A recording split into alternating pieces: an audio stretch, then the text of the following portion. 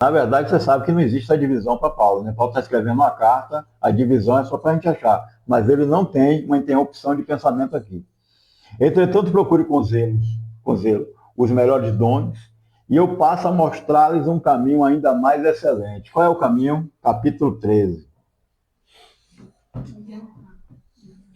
Deu para entender agora o cenário do capítulo 13, que virou música com Renato Russo, que é muito bonito e tal, mas entender esse texto. Depois dele falar da unidade do corpo e dos dons, ele agora vai fazer algo que está superior aos dons, seria a base dos dons, seria a base dos dons, que é, ainda que eu falasse a língua dos homens e dos anjos. Eu acabei de dar, engatei do 31, do versículo que ele fala, eu vou te mostrar. Depois que ele fala dos dons, ele fala, eu quero te mostrar agora um caminho sobre modo excelente. Qual é o caminho? Versículo 1. Ainda que eu falasse a língua dos homens e dos anjos, se não tiver amor, serei como um bronze que soa ou como símbolo que retine. Está diferente a versão, né? Está igual. Está igual? Ainda que eu tenha o dom de profetizar e conheça todos os mistérios e toda a ciência, os dois dons aí, o dom de profetizar e o dom do conhecimento da ciência. Ainda que eu tenha tamanha fé a ponto de transportar montes e não tiver amor, nada serei. E ainda que eu distribua todos os meus bens entre os pobres, e ainda que entregue o meu próprio corpo para ser queimado, se não tiver amor, isso de nada me adiantará. Vamos parar aqui? Paulo está falando do dom de língua, dom de ciência, de conhecimento, da sabedoria. Está falando aqui o dom de profetizar. Está falando o dom de prodígios e está falando do dom de fé. Ele está dizendo que, ainda que eu tenha todas essas manifestações maravilhosas e não tiver amor, seria como? Seria inútil. Não teria valor, porque a base do dom, aí agora vamos entrar na questão da igreja. Por que eu falei antes? De que se você tem um dom exclusivamente de uma pessoa, ou se vamos chamar de dom, mas não é dom. Mas se alguém se manifesta de forma impressionante no meio de uma coletividade, mas ele é o centro, é porque ele quer ser o vagabundo, ele quer ser o centro das atenções. Não tem nada a ver com Jesus.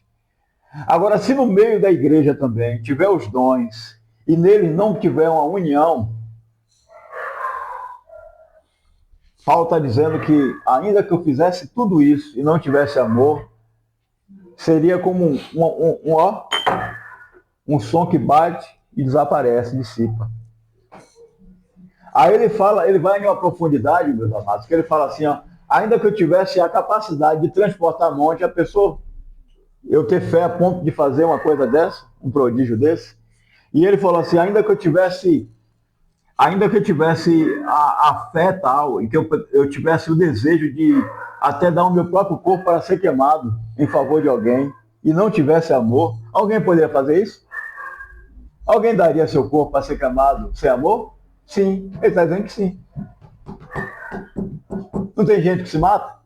Não tem gente que se joga fogo, geralmente esses países orientais, eles se martirizam, ele joga ali um álcool em si, ou uma gasolina e solta fogo, né? Sai pisando em brasa, ele faz votos de silêncio, faz votos de não comer, viram vermitões. Ainda que eu fizesse tudo isso e não tivesse amor, eu estaria perdendo meu tempo. Você só virou outro churrasco, ele quer dizer. Paulo está dizendo assim, se você jogar seu corpo para ser queimado e você não tiver amor, você virou churrasco. Então dá para entender? Que a base desse dom espiritual é o amor. Se a igreja vive em amor, os dons se manifestam e ele é proveitoso. Caso contrário, Paulo está dizendo aqui de que todos os dons, não tendo a base nesse amor, ele não tem a validade que teria. Pode até sim chamar multidões de pessoas, mas não tem o significado que a Bíblia fala. Caso contrário, o que é que acontece, irmão? Dá para entender que se não tivesse amor, o que é que acontece com os dons? O que acontece, o que está acontecendo aqui no capítulo 12? Os dons começam ao invés de ele ser uma coisa para edificação, ele se torna uma coisa para destruição, até que ele seja apagado. O versículo: o amor jamais acaba. Olha só, o amor jamais acaba. Havendo profecias, desaparecerão. O caminho excelente é esse. Havendo línguas, cessarão. E existe uma corrente teológica e os almofadinhas do teólogos e ficam dizendo que as línguas cessaram, que os dons cessaram. Não cessou, que tem aí as línguas. Isso aí é gente que gosta. É porque assim, ó, a gente sempre conversou sobre isso, né? Tem gente que coloca a Bíblia como livro a qual ele deixa de ter vida e passa a ser letra. Deu para entender isso?